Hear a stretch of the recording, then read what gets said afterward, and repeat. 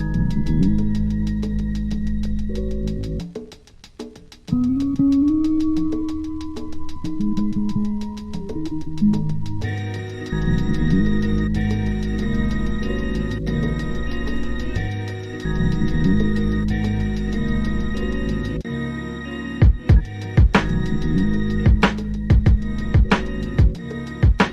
to Expats on Air. This is a show where expats get together and talk on the internet.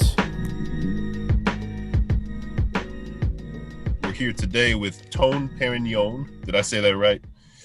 Yeah, I go by Tone Twisted now, but yeah. Tone Twisted. Okay. And can you tell us a bit about yourself? Yeah, so my name is Tone. I'm 26 years old from suburbs of Detroit, Michigan, and I'm currently back in the States, but has spent the last 4 years really exploring all that Shanghai and Greater China has to offer. They're really they are really got involved in music and fashion and directing, and now I've opened up my entertainment and talent agency to continue doing so internationally, connecting artists from all over the globe, but specifically working with artists, labels, fashion brands, and entities in China and the US, and kind of being the bridge between the two. Okay, cool. So what brought you over to China in the first place? Like, why did you go there as opposed to anywhere else? Originally just came there to visit. um, my parents were working in Shanghai, and as soon as I graduated from college, I came out to China just to visit for a month. And before I knew it, I had a teaching job. Like in the first, I don't even know, like 2 or 3 weeks. I wasn't even planning to stay. I was just gonna be there for a couple months to just check things out, and ended up staying. Just got locked in. Okay.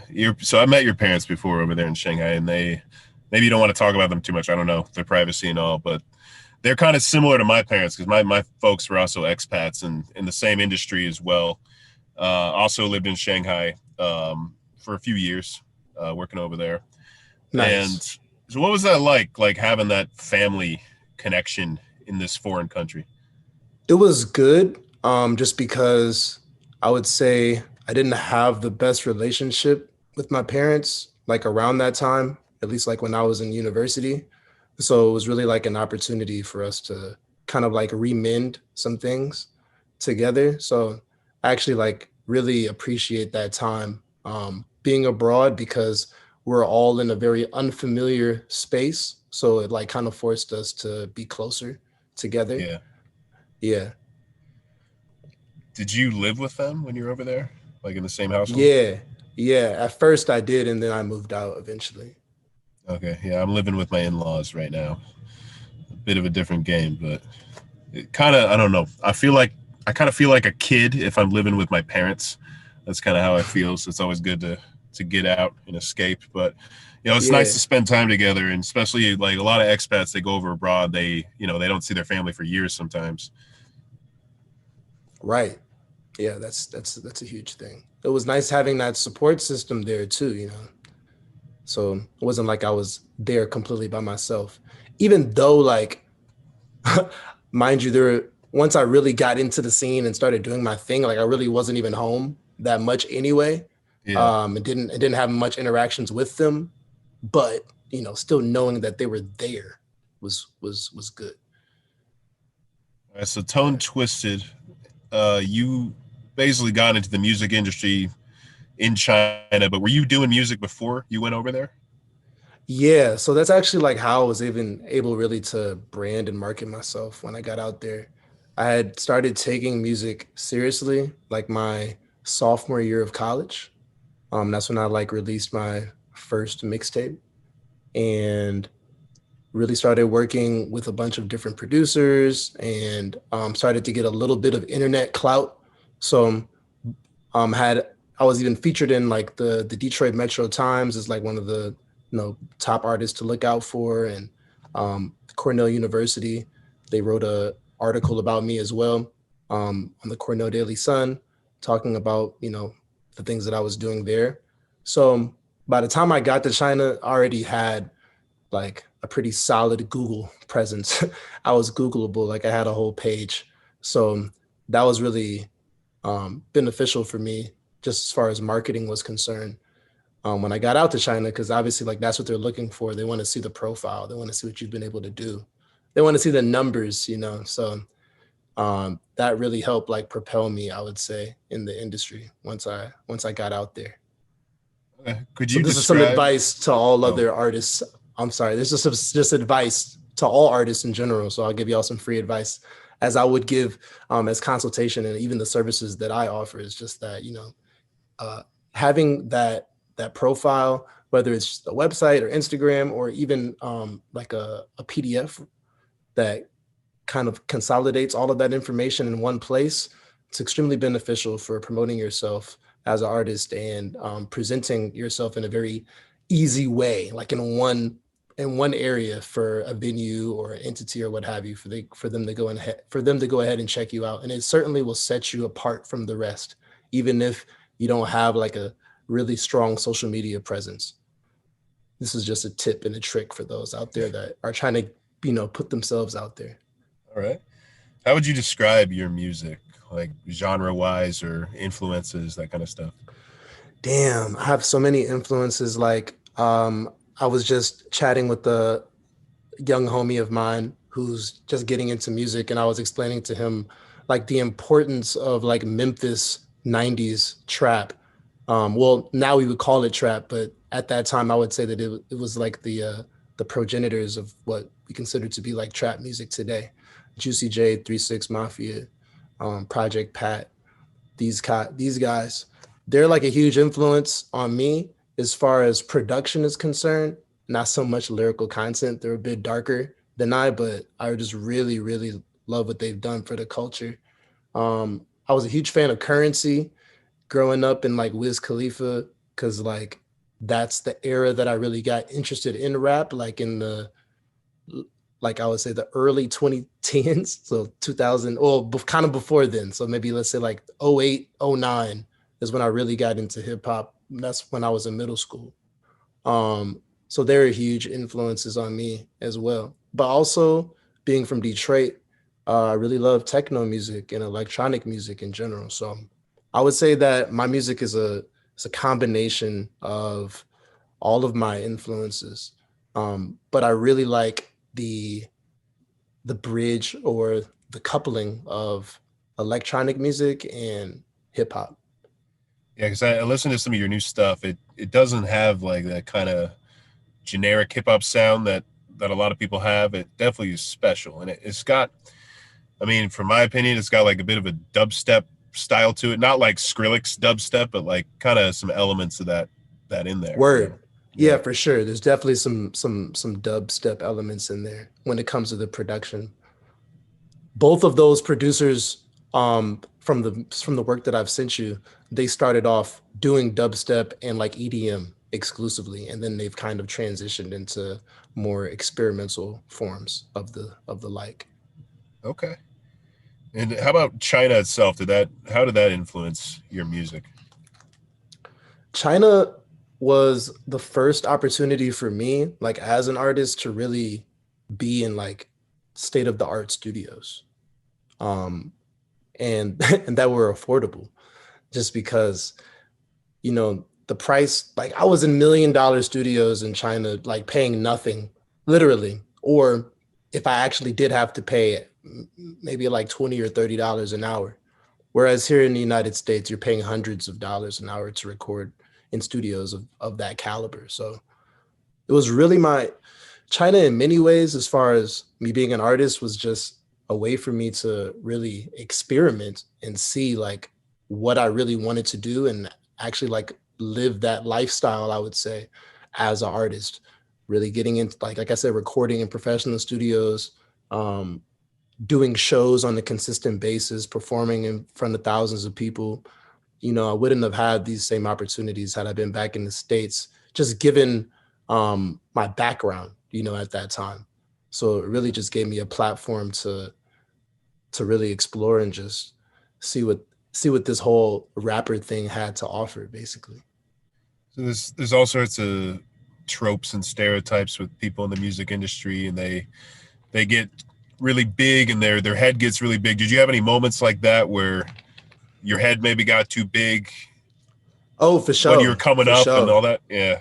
for sure, for sure. Just because like you get to a point where like you're known, you know what I mean, and then you just get like a little big headed. Like, for example, Arkham, R.I.P. Arkham. You know what I'm saying? But I did like a pretty big promotional like marketing campaign for Arkham in the early stages, and even did like I headlined a few shows there and put on a bunch of like, underground artists in China. So like it should have just been like the Tone show, but actually like I had like 2 hours of opening. I just put everybody in the city on that I fuck with. Um and that was cool. But it came to a point where like I'm trying to like get into Arkham, and these people definitely know who I am because I have a pretty recognizable face. No one really looks like me in general.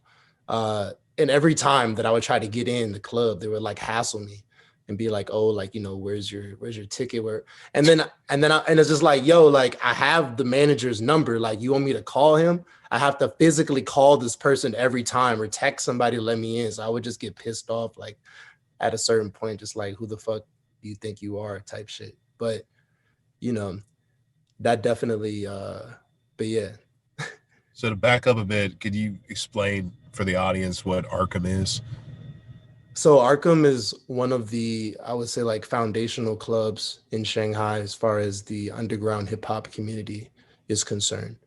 So it recently closed due to COVID, and about 2 years ago they had relocated to a new facility, and practically like every major foreign hip hop event is hosted there at Arkham. So they've had ASAP Rocky, ASAP Ferg, um, Ray Shrimmered, Thundercat, Father, Lil Yachty. Like the list goes on. So like practically every major artist, rap artist that comes through Shanghai has done a performance there at Arkham. They never booked Riff Raff over there. I think they may have. I think they may have booked Riff Raff in the past. I can't remember. I definitely wasn't in attendance though, if that was the case. Okay. All right. And then Arkham, it has hip hop, but it's also like a lot of EDM music. Is that like a place you party a lot as well? Not just Yeah, like so perform? uh I don't really like to party in Arkham. Arkham, they bring out a certain crowd, which I would say is like the cool hype beast, like kind of wannabes. Yeah. So as far as like partying and wanting to be around, like the people that go to Arkham ain't even really trying to party. Like they're just trying to fit in. It's like they're just trying to be hip. Like I remember I got invited to this Nylon event, and which is a fashion magazine here. I'm not sure if it's based in the States or it's based in Europe or not, but I know they have like a Nylon UK, Nylon US, etc. But Nylon did an event, and they invited me, and I invited some of my friends. So not only was I like the only black person, and my homies the only black people, they were the only foreigners that were in attendance. And it was completely packed, and they invited a bunch of KOLs, which is key opinion leader, which is like a Chinese influencer. So I'm technically a KOL as well, right? So they invited me and a bunch of others to this event, and the artist was Princess Nokia, who ironically I had seen, and like I was this close to chilling with her like when I was in college, because she and some other artists came and performed and did a small concert, and I got to hang out with these artists afterwards. But I remember that she was one of the artists there. I hadn't heard of her before then. But anyway, she's there performing, and the crowd was just so stale. Like I'm telling you, like not one person was bobbing their head. Like not even people were like, I don't expect them to dance, but like at least move a little bit. Like everyone was just like trying to be cool, and like they probably were taking more pictures of themselves than they were of the concert. Like at least in today's day and age, like, you'll see kids like with their phones up at a concert, just recording the whole thing, right? But that wasn't even really the case. Yeah. And the artist felt the energy, you know, because like during the show, she like shouted out like me and my homie. She's like, "Yo, shout out to the only black people in the crowd."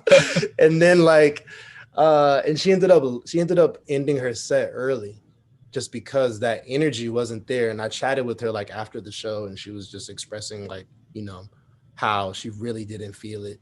And the thing was is that like even though she like stopped her show abruptly, like people were like so not into it or just so not involved, they didn't even realize like what what was happening, just assumed that, it was normal and her set was over.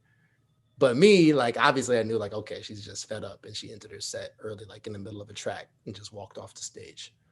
So I would say like uh a lot of artists that come into Shanghai, like if they're not properly informed about what to expect in China, it may rub them a wrong way.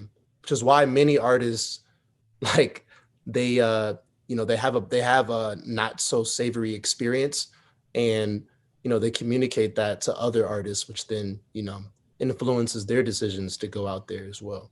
So that's what I kind of saw a gap in, which is why like I tried to really link up with these artists, and it and a unique um gave me a unique opportunity to kind of be that person that would chill with these foreign artists and expose them and introduce them to the right folks, so that they actually do have like a good time, and they actually can go back and spread more positivity about what's going on, so that more artists will feel comfortable about actually traveling and doing shows and conducting business in China in general. That's a real part of performing. Yeah, if you're doing music, you need that energy from the crowd, right? Or else it just doesn't feel right. It's a fact, yo. Yeah. And Fortunately how? for me, I haven't had that. I got a lot of like positive response from the crowd. And I mean, I'm sure you're quite interactive, right? Do you like if is that part of it? Like you kind of stimulate those people to get more involved. I got a lot of energy, bro. Like, so I feel like that's what I really am able to exude on the stage. Because it's like people may not even know what the hell I'm talking about, but they can vibe with it and they can get down with like my energy and my passion. And I like to jump in the crowd. Like I never did like uh what do they call that?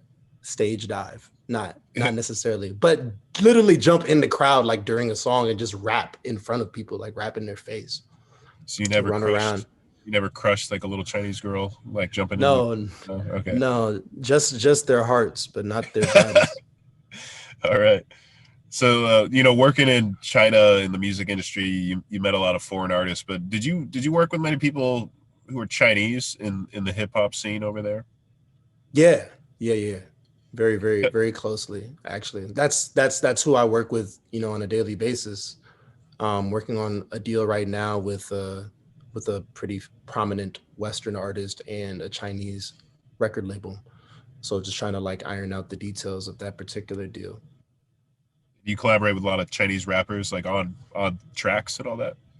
Yeah. I have a couple. Well, I have one track with the artist named Meng Shu, who was like he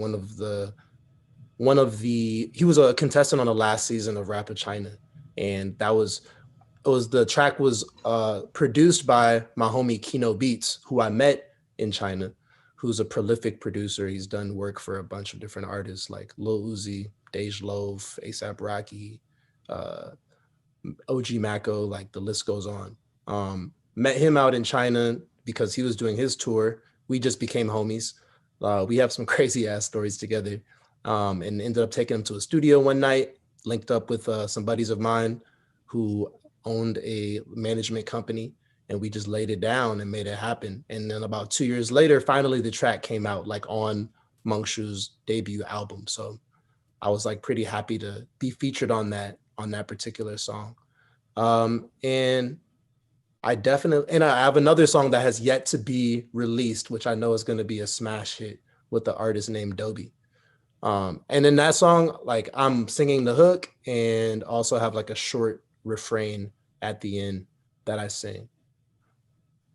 But yeah, I love collaborating with Chinese artists, and what I like to do in the future is like do more hooks in general. And just like I love melody, and I think that's one of the things that is my forte. I'm definitely a lyricist, but I've kind of like mastered the formula behind writing a catchy hook. So that's what I like to do in the future is either like sing my own hooks or just write the hooks and sell them to another artist and kind of A&R the track for them basically. Cool. Now, hip hop is obviously like a Black American creation, and I'd say some people get territorial about the music and the culture. And Mm, when somebody, obviously there's a lot of white rappers, right? And maybe they had some hard times, you know, being taken seriously. How mm. about that? How about the Black community and Chinese hip hop? Is there any conflict culturally? For me personally, I don't have any conflict with anybody that chooses to use hip hop as the platform or the conduit to express themselves. I think that is great. I was talking with a homie the other day that hip hop is about authenticity and not ethnicity. Okay, that's cool. So it's like as long as you're like as long as you're really being you, like it's pretty clear. It's obvious from the music. Like we can tell, from the song, from the way that the artist chooses to express themselves on like social media or what have you. We can see that authenticity.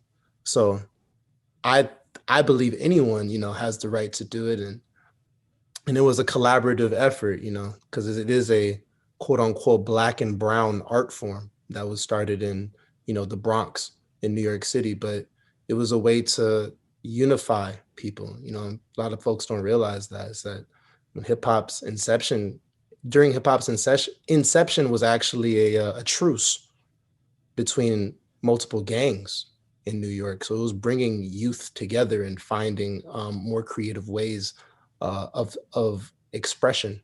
And instead of like gang wars and physical violence, we decided to do like dance battles and ciphers and graffiti battles. I mean graffiti competitions, that is, and to see who's the best at this particular sport, right? Which is hip hop.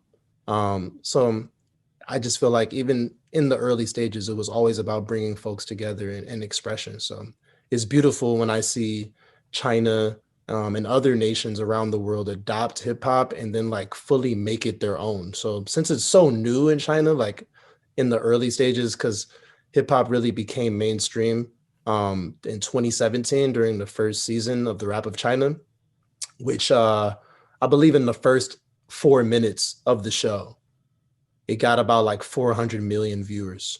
And within the first month, there was about a billion viewers that had seen the show. So, mind you, before this, hip hop was not mainstream in China at all. So, this was probably the first time that a billion people had any exposure to hip hop before. And afterwards, it just kind of blew shit up um, in China as far as the widespread mainstream appeal is concerned.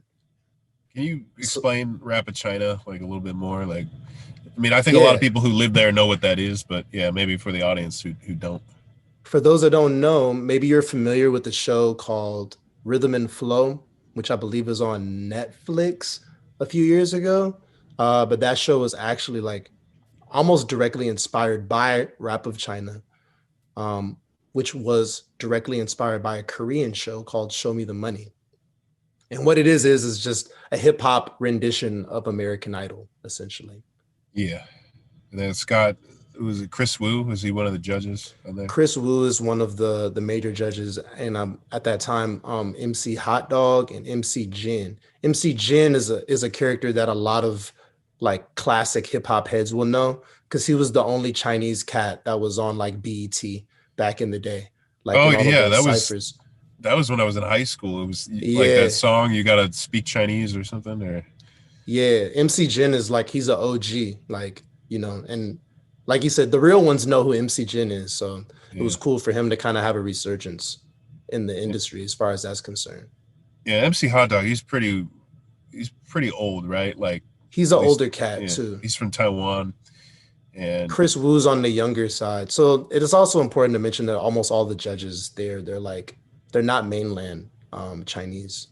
So that's how they were able to kind of bring that special flair, I would say. And that in itself kind of gives them a bit more authenticity just because like they had existed outside of the mainland for a particular amount of time, and they had that Western influence, and they're able to kind of bring that flair into what they did, which definitely like helped them to stand out as artists independently. And there were some guys who got big, the high R bros, or the Oh higher, yeah, yeah, and higher brows. so I remember hearing about them before they made it big, and my friend was super into them. And then after they were on TV and they did all sorts of shows, they were like promoting Harbin beer, and Mm-hmm. like at some esports competition. It was like this kind of weird mix up of brand collaboration. And is there like a trend of people, selling out, so to speak, in China through this rap of China I mean, I guess bridge? if you want to call it selling out, but yeah, like that's just it's just the name of the game. So in order for artists to make money in general, not even just in China, um, the majority of that money is going to come from touring and from endorsement deals. Very little money is actually made from album sales or from streaming. And specifically in China, there's no money to be made from streaming. Um, so the only way that the artist can make money is by actually throwing shows or having some sort of endorsement deal. I believe they also did a commercial for Sprite.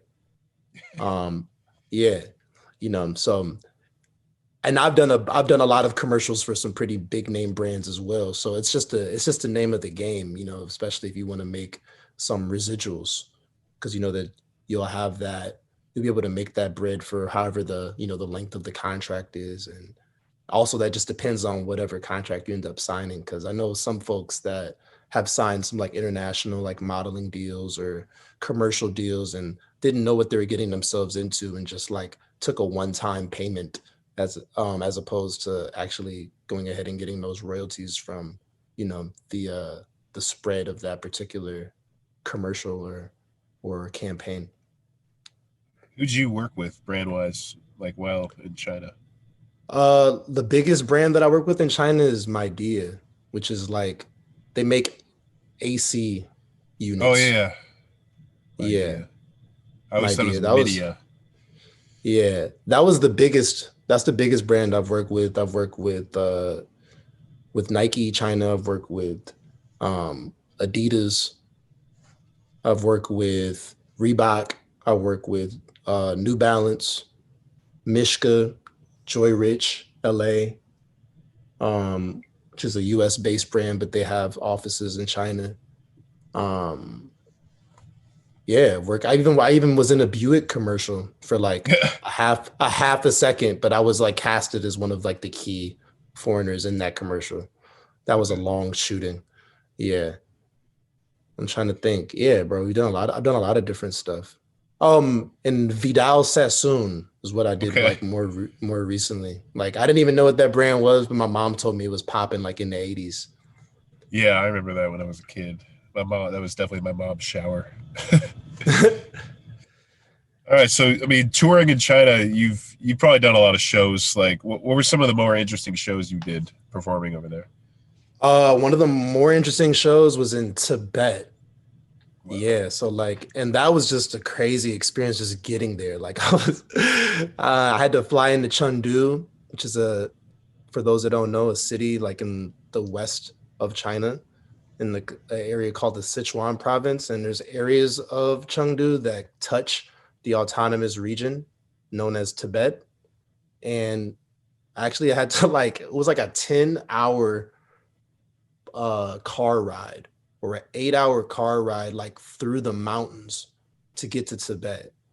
And it was the most dangerous, like scariest shit I've ever experienced in my life because there are no railings at all whatsoever. It's only one way. Like there's only one road, right? There aren't two lanes, only one lane. Yeah. And my driver is speeding the entire way, just brazenly bending every corner without hesitation. So you never even know like what may come on the other end of this of whatever the mountain is, right? I don't know shit. So I'm just closing my eyes at this point. And a lot of foreigners that have lived in China will also agree to this statement. Like sometimes it's just best not to even look at the road while you're in the car because you're gonna be freaking out. Uh, So that was scary. And then like multiple times there were landslides on the way up there. So we just had to Jeez. wait and just we just had to wait for folks to go ahead and move the rocks out of the way. Finally got up there. It was so high up in altitude. I forget exactly how high it was, but I had to take medicine like for 2 weeks in preparation of that event, just so that I can get used to the altitude. Um, but the performance was absolutely amazing for me, an amazing experience. Kind of going back to what we talked about before, as far as the audience interaction is concerned, because this by far was like the most intimate relationship that I've ever had, like with the audience. So, And so I was just gonna ask, was it wasn't in Lhasa this performance? the the exact city I'm forgetting right now. I have to go through and find it. But the name of the festival was called Yak, like YAK, the Yak Music Festival. Okay, cool. And I was the first hip hop act to perform there, which was cool. And that kind of opened the door for more hip hop acts now. So now they book more hip hop acts um, after that particular performance. But it was just amazing, bro, because like these people, like, first of all, like they'd never seen a black person before in their lives. Like, I mean, and they're dark skinned too. Like, they're actually many of them darker than I. But they'd never seen a quote unquote African American before Yeah. in their lives. So that was just huge. And then like after the performance, I have like a recording on my phone. And one time I was like watching it like about a year later, and I was just like in tears because like the energy was so thick in the air. And like there was a point when I was either in between sets and I was speaking my limited Chinese and cracking some jokes with the people, and just one person just screamed like, "Yo, I love you," and then it just was a chain reaction, and everyone was just like, "Yo, I love you, why need," and they were just like all clapping and cheering, and that was just like the most meaningful experience I've ever had in my entire life. Like knowing that these people, they never seen anybody to look like me. They've and they're so open to what I have to offer, and they're so open to the art that I have to share, and they're able to express their gratitude, and that was just like everything for me. Cool. Now, do you have any like beefs with people in China in the rap game? In the rap game, like I used to have beef with this one cat, but I think we're cool now because he like commented on one of my posts the other day, like not negatively. So A subtle truce there. yeah, maybe we good. Maybe we good. But it really didn't have nothing to do with rap. It had to do with girls. Yeah, it had to do with girls. But as far as the beef is concerned, like no, I'm pretty much cool with everybody. Well, you mentioned before the show you're maybe not that cool with a guy who was on a couple episodes ago, Randy Oh Flag, yeah, oh YouTuber. yeah, yeah. What's that all I'm about? I'm What's the not problem with I'm him? I'm not cool with that dude, but yeah, I'm not cool with that dude at all. And he knows what it is. You feel me? I was just actually, ironically, I was listening to this song earlier by these two rappers, Doughboy and Baby Smooth. Baby Smooth from Detroit, Doughboy from Cleveland. Shout out to Midwest hip hop. It's just blowing up right now, like bigger than ever, I would say. But anyway, like one of the key bars in the song was just like, these niggas ain't street.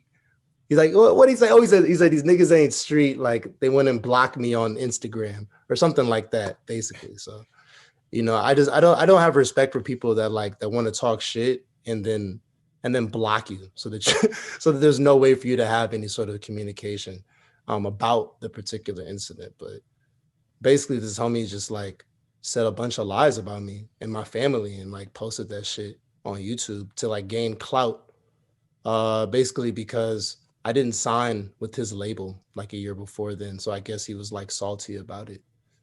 And I wouldn't let him get on one of my tracks because his raps were really trash. And I Randy guess and he I took didn't that personally.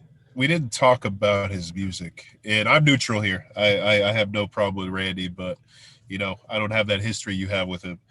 But I guess if you're curious, check out Randy's old videos. I don't know where to find. I don't know how old that video Nah, was. Yeah. don't even support Randy at all. Don't watch none of his videos. Don't do nothing. Like just leave him be.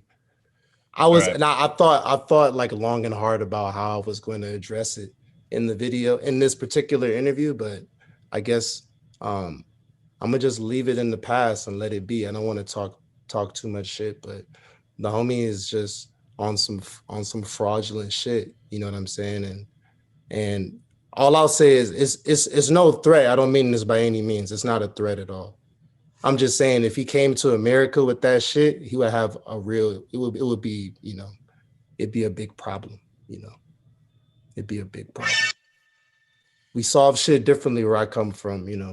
That's that's that's all I'm saying.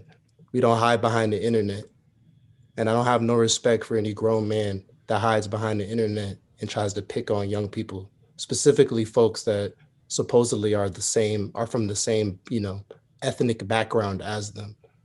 That's some real that's some real hoe ass shit to for lack of a better term. All right, we'll leave it there. But Tone said don't support Randy, but please support Expats on Air episode 3 featuring Randy Flagg. You can check that episode out, see for yourself, what this guy's all about and everything. All right, well that's cool. We don't need to talk more about that. But just to kind of stay in this kind of negative territory, a video went viral in China that had you in it, and it has nothing to do with your music. And I remember it was a couple years ago. I was on WeChat and I saw like these memes going into these groups, and it looked like you. I was like, is that Tone? And I didn't really know what it was all about. And then eventually I say this video, and it was kind of crazy, and there's just a lot of people laughing it up. And would you mind if we played it just so we can give some context? Because I definitely want you to share your side of the story and clear up, because there's a lot of rumors about what was going on here, and of course, the truth, the real story. Could we watch it though, or is it something you don't want to experience again? I'd rather not watch it. All right, You fair know, enough. I'd rather not watch it. And what I'll say about it is because I also thought about this too, as far as like how much detail I want to go into it. Okay. Um, but essentially, what happened is a huge miscommunication, and that's all. It was a huge miscommunication, and it was something that was taken completely out of context, and in which someone tried to claim that I stole something and I didn't, and then people were trying to say that I got like arrested for it, which I also didn't. And what happened is that I ended up going to the station to dispute what had occurred, because long story short, I got scammed. That's what happened. I went to I went to an electronics market to get my phone screen fixed. And while I was there, they're trying to sell me some like e-cigarette. And like I found out basically that the cigarette they're trying to sell me wasn't even functioning. So they got caught in their scam basically, and were just like, all right, cool. Like you can keep it then. And I'm like, word. All right, cool. So I was just like, can you go get me one that actually works? And like, I'll pay for it. You know what I'm saying? And that's what Yeah. they went to go do. And the girls were cool that were working there, but the dude that actually like ran the shop, that was, I guess, like the one that's really behind all the scams and shit, he was getting kind of heated because I pointed it out. Like, yo, like, don't try to fucking scam me, my G. Like, you see the camera right there? That's why I tell everybody, I love the fact that everything is on camera in China. CCTV is your friend. I mean, if you're not doing nothing wrong, like CCTV is your friend, because it will save your life as it has saved mine in this particular situation. So I was just like, yo, look, this shit is on camera, my guy. Like, what are you doing? You know? And he had like some game that was there. And I was like, yo, like, I really want to buy this game. And he's like, all right, well, it's 2,000. And I was just like, all right, bet. And he's like, well, no, it's 6,000. And I was like, okay, all right. I mean, like, I could still do that. And he's like, you know what? Just take it. Just take it and leave me alone. I was like, all right, word, bro. Like, bet. So I was like I'm like about to pick it up and take it away. And then the dude, like in his homies, they come and surround me, right? And they take me and they throw me on the floor. So like a lot of folks in China will know, like, you know, people like they fall out on the ground all the time to like try to get money and shit. So I was just like, you know what, fuck it. In this particular instance, I'm gonna just play the game just like they do. Fuck it. You did the So punt thing. so when they threw me on the ground, I just stayed on the ground like I got hurt. You know what I'm saying? Because I Yeah, knew everything was gonna be on the camera anyway. And I also know as a foreigner, you should never ever engage in a physical altercation with with the Chinese citizen. It's just not a good idea. Period. Just never yeah. ever for everybody. Just don't do it. Don't do it. If There's some somebody horror stories. Yeah, yeah, if somebody hits you, just stay down. And that's what I learned because there's other, you know, African American folks that have gotten into some altercations in China and ended up in prison because of it, you know. So I was just like, all right, word, I'm gonna stay down. Then like I was with two of my friends and the majority of the men that were around, they started to harass them, like, you know, like, why are you with this foreigner? Do do do do do. So these they are ended up girls. call Girls, obviously, right? yeah, my homegirl. So they called the police, right? And then the shop owners called the police. So the police are there and we're talking with them and they're just like, all right, cool, let's go back to the station and discuss this, right? Now the shop owners like weren't expecting me to even go to the station. Like they thought I was gonna be scared. I was like, all right, cool, let's go. I was ready to go. So we went to the station, sat down in the interrogation room, explained my story, you know, what happened. I'm leaving the room. This is where the video actually comes from. So people think that, oh, like, yo, he got picked up in the shop. It's like, nah, like that video is me leaving the police station. So I'm leaving the police station and I was straight, you know. But the dude that had tried to set me up was the dude that had actually filmed the video. And I'm not sure exactly like what happened because I don't speak good Chinese. But he said something that excited the people around, and the officers there basically was saying something along the lines of like, you know, it was more of a national pride sort of thing. Like, I can't accept the fact that you're allowing this guy to leave, um, even though I didn't do anything wrong, basically, based Yeah, upon, you know, what happened. So in that moment, I just was like super scared because all of a sudden, like, you know, the cops are grabbing me and shit. And that's when they took me away. You feel me? Then shortly thereafter, after like they actually went and watched the video about an hour later, you know, they released me. And then the next day, I mind you, this whole time I still don't have my phone because my phone was in that shop getting Jesus. fixed still. So I don't even know, like, so I don't even know that this shit went viral or anything. Like, just the next day, you know, I start after I get my phone, I start to see like all of this shit. I'm like, yo, what the fuck? And then that same day, like the head of the police, like he came to my house, you know what I'm saying, knocked on my Yeah, door. He brought like a whole team with him, like all the dudes that were there at the station that previous night. And they're all like looking at their shoes and shit. And he's just like, yo, you know, we're really, really sorry about what happened. Like, you know, this should have never happened, X, Y, and Z. Like, can you just please come back with us and we'll file like a proper report as to like what occurred. So they drove me back there. And then afterwards, they chauffeured me to the mall because I was there. Was like, yo, like, where do you want us to take you? I was like, yo, I just got to get something to eat. And they took me to the mall. And then that was that. So, you know, it was a it was a wild experience, you feel me? Because also just like at that time, like I just wasn't in my right. I was through a manic episode, you feel me? Like during this particular time too. So I wasn't like really stable, you know what I'm saying, in general. So that's yeah. why I was like so erratic, basically. But yeah, that's what happened.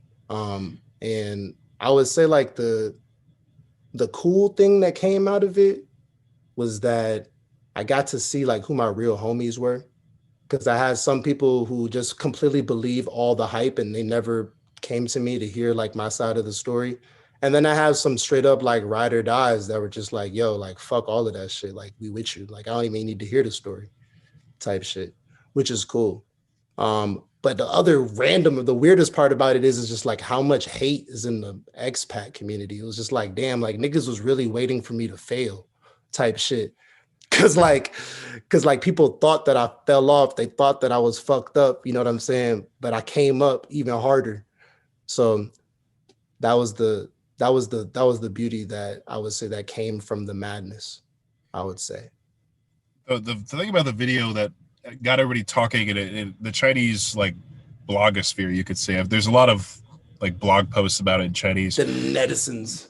Yeah, well, it was the thing about being a Moor. Like the girl, one of the girls, one of your friends is saying, "Tasha Moor, Tasha Moor, he's a Moor."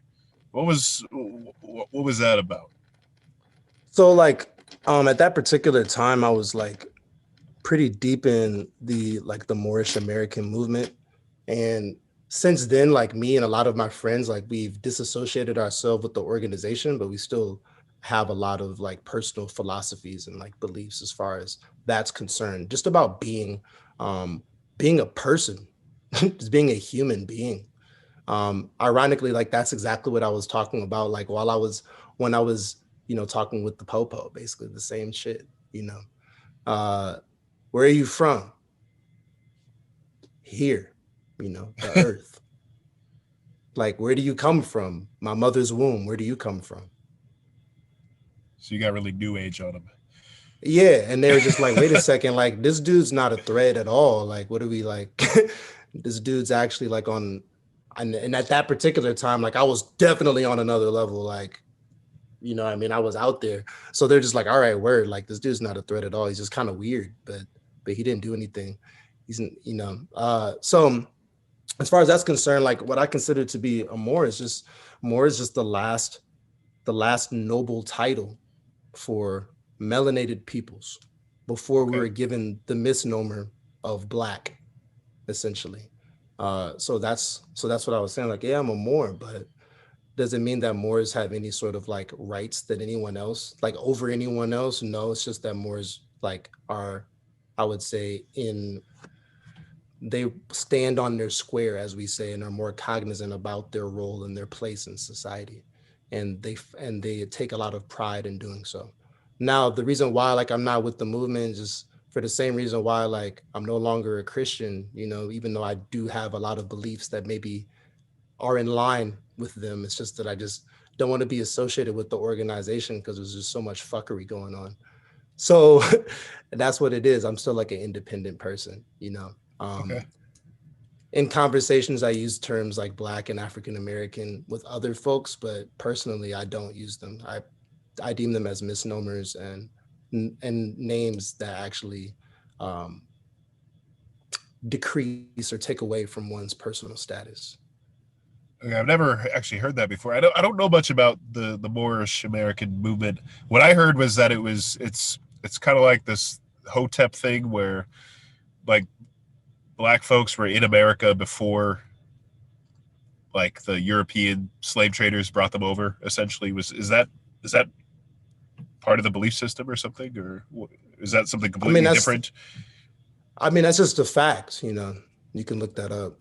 Okay, Yeah, that's just a fact. That there's evidence of a lot of different races existing in the United States before Europeans came. I was actually just reading this document. It's called the Mongolian conquest of Peru by use of the elephant and mastodon. And there's evidence based on the bones that they're able to find, like in Peru. There's like straight up mastodons from Serbia in Peru, and there's lots of cultural connections between the Mongolian Empire and what happened in the Peruvian and the Incan Empire. And actually, well, not directly, but with the Aztec Empire in particular. So there was a direct influence, and there's a lot of evidence to suggest that there were Mongolians that were in the Americas. There's in I want to say in Boston or in Baltimore. You can look this up. It's called the Bourne Stone, and on the Bourne Stone there is a ancient Phoenician writing from like the Carthaginian Empire. So that suggests that there were folks that were up there looking at like the Olmec heads and the like. There's evidence that there were like quote unquote Negroid people that were living in the Americas, centuries ago.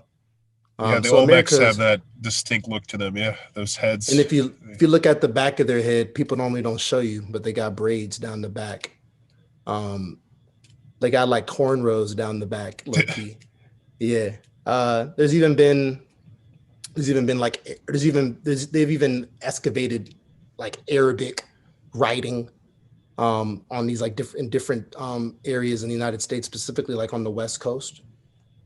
So there's definitely a presence of peoples coming to the United States, or the state, to the Americas as we know them. Yeah. Um, yeah, ever since antiquity.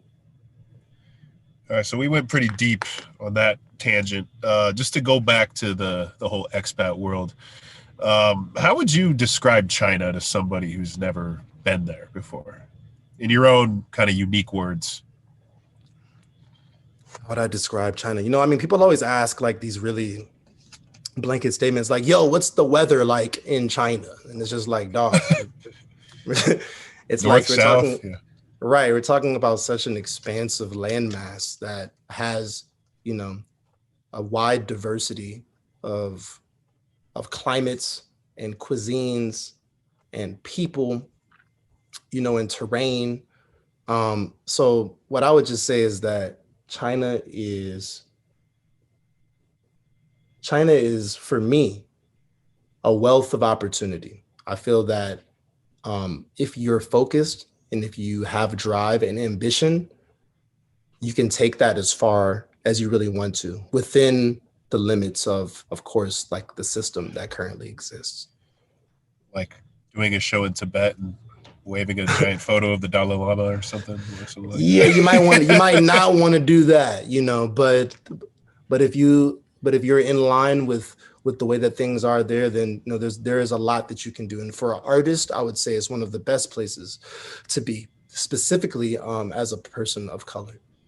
I would still say that like China has the most opportunity for folks, and they've given us so many so many areas and places to shine. And I know me personally, I've opened the door for a lot of other people to go ahead and do things in China, not just people that look like me, but foreigners in general.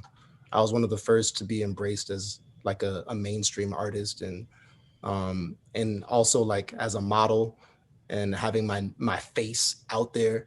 So, you know, not that I'm like trying to take credit for it or anything, but it's just I was there at the right. I was like a right place, right time kind of thing, and I was able to fully take advantage of that. And now in only a few years later, I'm just seeing those doors been open to so many others. Cool. So that kind of reminds me of how I met you. So I met you through a mutual friend, a guy named Henry, but his artist name is Cruel Buddhist, and I actually used one of his songs for the intro. So Nice. have you worked with him much? Yeah, like Henry and I, we have an EP together called Cold Players, which has like the fan favorite Need My Love, which is like everybody's favorite track. Like from the babies to the grandmamas, they love that track. All races, all creeds. You feel me?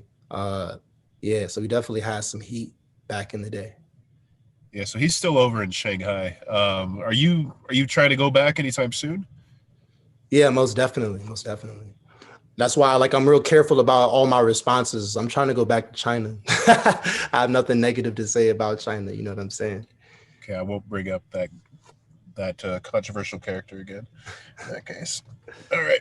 How about Chinese food? Like, what is something you like to eat over there? Like a dish or a particular cuisine? Mm, I'm so basic because I don't eat red meat, which like really disqualifies me from the majority of Chinese cuisine because they just love to put pork and shit. Yeah, Um, well, that's the so other white meat.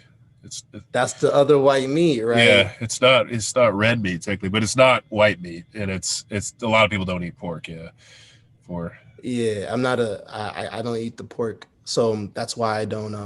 I'm not able to enjoy many Chinese cuisines, but I still do enjoy hot pot. Um, it's just I just do like more of a seafood hot pot or with vegetables and chicken, I suppose. But like a daily thing for me, like I would say my go-to meal, like a cheap meal that's like healthy and I know I can get a little bit of everything, is the oh snap. I'm forgetting the name right now off the top of my head. It is the oh my god. How am I forgetting the name right now? Oh, this is bad. What's This it is look bad. like? I'm gonna have to like you're gonna have to I'm gonna have to circle back on this one.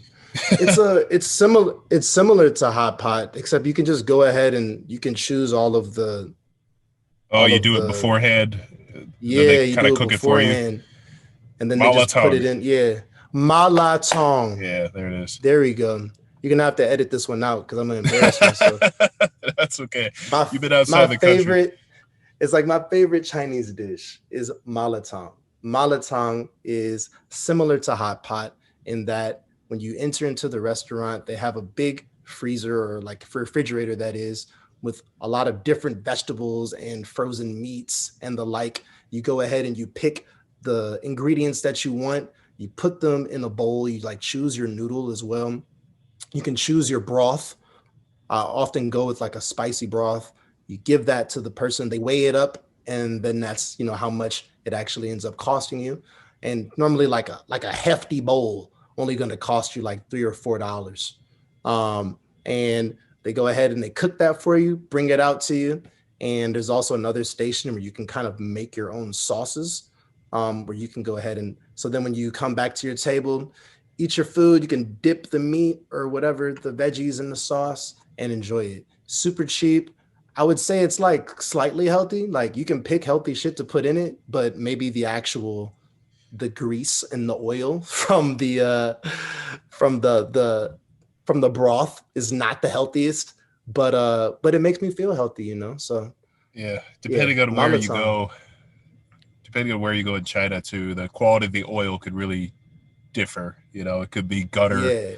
recycled gutter oil in some places, like where I used to live in Nanchang. Yeah. I'm sure I consumed a lot of that. Shanghai is a little bit better about that kind of stuff, though, fortunately. Mm-hmm. And I used to like a lot of the street food that they had in Shanghai, but so street food is pretty prevalent in the most, small cities and even larger cities. But over the past few years, there's really been a crackdown in Shanghai for street food just because a lot of that stuff is unregulated and it's not checked. So, and it does have the possibility to be like, very dangerous as far as like what ingredients people are substituting and using. So they've definitely like put a stop to a lot of the street food in like very populous areas. Yeah, So that kind of sucks. when I moved over there in 2008, it was so different to what it is now. It's really been nerfed in a lot of ways, like from real gun to Mm. Nerf gun or something. It's like it's very, it's a lot tamer, you could say, than it used to be. Mm. I would But say that I like when I came to China, I was like riding the last wave of like just the free for all, I would what say. year? What year was that again? 2016. Yeah, I would say that was yeah, that was around the time when things really started to change. I mean, it was okay. I'm not gonna get into it too much because you want to go back to China. I was gonna bring up the Chinese trying to do the same. I already know what Yeah, you was gonna talk about. Yeah. I'm not afraid for myself, but yeah, I don't want to ruin any chances you have. Okay, cool. Yeah. Well, I know the first time that we met, we were chilling at your office space, watching Right? Pingu, Yeah, you that know, was yeah. So you guys were recording. enjoying some tea, Yeah. So you guys were recording like a live stream. enjoying It some was green tea, you know what I'm saying? yeah, if you will. So you all were doing something with Pyro Music. That's like a music platform in China. I don't know. Is that still around? Yeah. Uh like everyone that I know there is gone Okay. at Pyro. The app still exists, but the company as it existed then doesn't. It's no longer a thing. So yeah, this was like 2016, 2017, and That would have then been 2017. Yeah, it would have been 2017. like January or February of 2017. Yeah, their studio was like up the block from my office in Hongkou district. So afterwards, we had like a little after party in my office, and we were the only ones there. It was good times. But yeah, you could get away with a lot of crazy shit that I won't talk about on the podcast that we might have done. Yeah. Yeah, it's a good time. All right, so one thing I like being abroad, I like about being an expat is that I meet a lot of weird people overseas, like a lot of other expats that are strange, and it's almost like collecting characters, in your life. And not everybody likes that though. Some people like to just avoid a lot of these characters. But who are some of like the weirdest people you'd say you'd meet who are foreigners overseas? Oh man. Like one of my homies, he's not gonna be mad if I talk about him, but my boy Miggs, he's just like a fucking character, dog. Uh Miggs is also he's a rapper. He's just like known to just freestyle at will, at any given time and to no avail.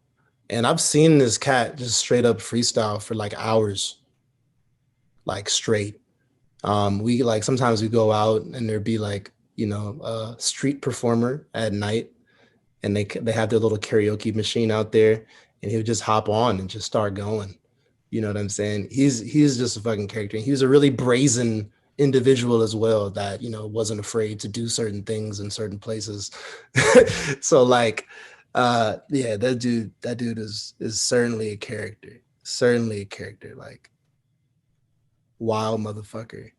Uh Does he have like a social media handle you could plug for him? Faces Migs, shout out my boy Faces Migs, he's not in China anymore. He's back in his hometown. But yeah, y'all can go ahead and follow him at Faces Migs. Yeah. Cool. How about like the weirdest thing you encountered abroad? Like the weirdest experience or craziest? Could be The positive, weirdest, negative, doesn't matter. the weirdest, craziest experience. Yeah. So many. Like so many. A story that I told like recently that I feel like I can talk about. I was in Ninja, which is another like underground hip hop venue in Shanghai. And I was there chilling with one of my homies who actually I kind of referred to him earlier when I was talking when you asked me about like artists that I've worked with. He was the manager of this particular artist. Okay. We're chilling in Ninja. Actually, like at that time, he was about to sign me, you know what I'm saying? So we were celebrating and shit. I'm like by the bathroom, like smoking a cigarette. Uh, and the Chinese dude like comes up to me and is just like, yo, like, can I get some blow? And then like I'm like, what? Like, what the fuck is wrong with you? And then my homie, my Chinese homie, is just like, yo, not all black people sell drugs. Bow, just knocked this nigga out. Like, Whoa. boom, like one punch. I was like, oh shit. I was like, yo, we gotta go, bro. Like, we gotta go. Like, so I run out the club, right? And we're outside and like my homie's still like pretty trashed, but like, if you ever get into an altercation, adrenaline is high. So he's like all amped up and he's ready to go. Like he's like, yo, I'm going back in there. I'm about to beat this motherfucker. I was like, nah, bro, you did what you did, dog. Let's go. You feel me? Like, let's get the fuck out of here. So I'm trying to calm him down on the street. So like he's going wild. Like I'm holding on to him, trying to like keep him in check. Now the onlookers see us and they think that I'm fighting him. You know what I'm saying? So they starting to get like buck. I'm just like, yo, yo, yo, like, yo, why me? Like, yo, this is my brother. You know what I'm saying? Like it's all good. We don't want no beef. We don't want no static. And I kid you not, bro. Like, this is like just some Shanghai shit. Like my other homie, he happens to pull up on the corner, like around the corner in his fucking scooter. And he just sees me. And I'm like, yo, my nigga. He's just like, Tone, hop on. Boom, boom, out, gone. You feel me? Yeah. Gone. End up like at the club. We go to Labor Room. At Labor Room, to bring the shit back full circle again, my homie, Kino Beats, the producer, he's there. And he's like, yo, Tone, like, yo, you really from Detroit? I heard you beat a nigga ass at the club. I was like, yo, how do you know that? Like, I just like, I was like, I just got here. Like, what's going on? And he's just like, yo, like you out here, my nigga. Like, oh, and I was like, nah, bro, like it's not that deep. Uh that was a pretty wild scenario. Again, like one of those cases where like I didn't want to put myself in danger. You know what I'm saying? Because I didn't do anything wrong, but it was just the fact that I was around, you know. Yeah, And all it you can get in takes, some trouble. all it takes is one person to be like, oh, the black guy did it, you know. And regardless of whatever else happened, they're just gonna kind of side with them. So that that's not that's something that can definitely be improved upon, I would say. Something that I'm not so proud of as far as like how things are handled over there. But yeah, that was a narrow escape, I It's would pretty say. wild. That's such a Shanghai story too, with all the gossip where the news spreads so fast. It's like the So power of those fast. You're like, WeChat how? groups. It's those WeChat How? groups, man. All that expat gossip just like circulates through group after group. I can tell you another one too, real Yeah. quick. Also has to do with the altercation. It was funny. Because you know the homie too, so I don't think he cares if I talk about it. Okay. Uh, so I was with my boy Luciano, right? All right. Yeah. Yeah. And we're coming back from a night out, and I just remember like we were leaving the club, and he was just faded, and he's like twerking on me like at the club, like as we're leaving the bar, and I was trying to like talk to this girl, and I was like, dog, what are you doing, bro? Like I was like, dog, you ruining my swag right now, G. I pushed him off of me, whatever. When we got in the car, like we just started like going back and forth, you know. I didn't know like how shit faced he was because he's like a pretty coherent, like blackout person. Like if I'm blackout, like I'm just slumped, like I'm just sleep. Like I won't be able to maintain like a real conversation. Like you'll know I'm gone. But he was pretty coherent, We're Yeah. talking and we're arguing like in the car, like, and we're both, feeling ourselves and shit. Nigga, when I get out, I'm whooping your ass. Yeah, nigga, I dare you. Ooh, ooh, ooh. So we hop out the cab and immediately we start fighting, just on the street. Like he pushes me, I push him, he falls down, etc. Right. Now, this was the wild part. So like we're fighting and then we stop fighting and then we start fighting about why we're fighting. Basically. And I'm just like, I'm like, no, nigga, you said you was gonna put your hands on me, so I pushed you, but no, but you can't put your hands on me. And I'm like, yo, nigga, you touch me first. No, you touch me first. All right, fuck it. Let's ask them. Let's see what they got to say about it. You know what I'm saying? And there was just a Yeah. group of Chinese men chilling. Mind you, this is like 2 or 3 in the morning. There's like there's like 12 Chinese homies sitting down outside of a restaurant, like in those with those little tiny plastic chairs. Yeah. Um, and they've all got their Qingdaos, the big bottles of Qingdao, which is like the most popular beer in China, but it's a big ass bottle, like a 20 ounce basically. Yeah. They've got their Qingdao bottles there. And I'm like, man, ask them, ask them. And one of them turns around and in perfect English was like, ask us what? And I was like, oh shit. Then all of a sudden, they just pull out the bottles, bro, turn them upside down. Like they about to charge us, they about to beat our ass. And like, me and Lucci, like we looked at each other and we are just like, yo, we good. Dat. Let's get the fuck out of here. We sprinted, got into the apartment, like is able to close the door and shit. And then like, kissed and made up on our way upstairs to the apartment, just like, yo, oh my God. Like again, another narrow escape. My bad, bro. I love you. I don't mean to fight with you. It ain't worth it. That's pretty weird. So yeah, I never that had was that where another the Chinese guys respond in English and actually want to fight. Never really had many problems with word. people over there. Yeah. They were ready to scrap at that particular moment. So we got the funk on up out of there because, like I said, don't fight in China. Just don't do it. Yeah. Just don't do it. You can fight foreigners though; they don't care. But don't fight. Never fight a Don't Chinese person. No. don't fight a Chinese person. Don't do it. Don't do it. It's not worth it. All right, man. I'll do So it. we've been on for a bit, like over an hour. I think we could wrap it up pretty soon. Is there anything you want to plug before we go off the air? Yeah, man. Just wanted to plug follow me on Instagram at Tone Twisted. I've got a lot of really dope shit coming out this year, not just from me personally, but through my company, Maxim Worldwide. So we're doing a lot of different shit with a lot of artists all over the world. Like I said, being the bridge between China and the United States, but also just internationally in general. And I'm signing some artists and representing them globally as well. So just really excited to show what they have to offer.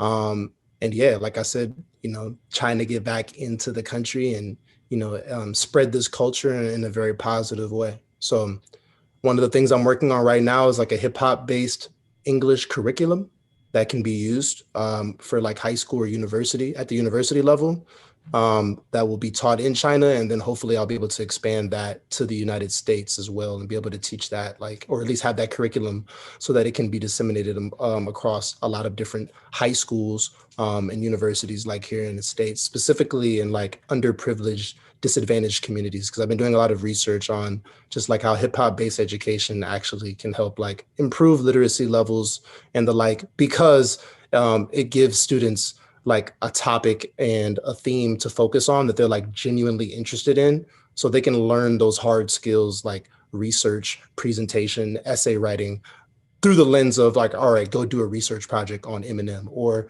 annotate these song lyrics by Tupac and let me know what that means to you.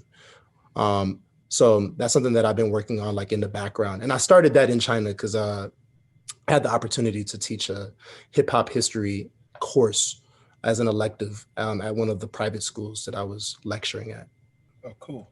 So that's what I'm working Everybody on. likes to rhyme as well. Like I got a 6-year-old son, and he loves to just make rhymes. Not Yeah, rapping, bro. but just rhyme words together. And if you're learning English, that sounds like fun. Hell yeah. Cool. I could play your music video when we write. Is that cool? Like, 'cause it hasn't released yet. Yeah, go ahead. Go ahead. Like this is All right. this is for the world to see. This is yeah, Psycho, produced by my boy Mangazi from Mozambique, filmed by my homie Matthew Peacock. He's originally from the UK, and edited by my buddy No Camera MP3, that's Okay. based in Germany. So Oh again, wow. just kind of showing just like, the it's just the beauty that can happen on a global scale when it comes to art in general. So check this out. I directed it. I did the I made the cartoons. My homie did the animation. Okay. Yeah, it's pretty wild shit. So I'll play it. I got to do it in post because we had the big software That's fuck fine. up. So Yeah, uh, yeah, yeah, that's it's fine. not like the audience needs to know every detail, but like, yeah, we're just doing this on Zoom, and I gotta put everything together afterwards. Well, anyways, man, thanks for coming on, and we'll play that video at the end of this. And cheers, dude. Good luck getting back to China. Good luck with all your projects and your music. And thanks for Thank you, coming. my guy. Thank you so much for having me. Give me top in the van on the man and I boy with the hooker.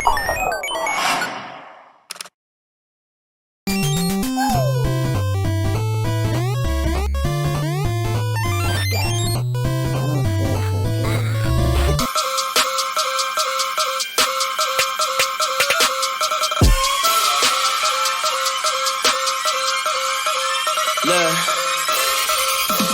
Psycho, loco, schizo, what should I pick though? I'm so bipolar, don't know when to finish switch on. Psycho, loco, schizo, what should I pick though? I'm so bipolar, don't know when to finish switch on. Psycho, loco, you know a nigga be crazy. They call me Tony was stable, I do not know what they say.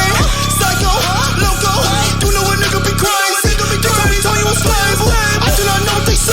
Nigga looking sicker than a patient, straight jacket on me, restraining. Stainless steel on my bracelet, chains in whipping like a slave ship. Ain't shit, niggas can't take it. Basic bitch, you lame, just face it. I be so brazen, don't give a damn what they saying. In La La Land, I be spacing, but they can't comprehend or understand. They call me crazy. Psycho, loco, schizo, which should I pick though? You don't know about all of my personality, sicko. Postal stamp, the only thing you hit a lick on. Ripped on, really with the shit, bro. Keep that rock in my sidekick car, keep up, yo. Shut up like a nigga in this suit, but I straight busted out the arch like you stupid. I ain't with the bullshit, verified blue check, do what I say, I'm finna do, show proof it. Never left in you ugly, but let's see, double S, thought you ass down, you trendy. Pulling on my cannon, I'm I can't imagine, yeah, if I'm in the mouth, I'm rapping a nigga rapper, yeah. Hop on the stage and commanding attention.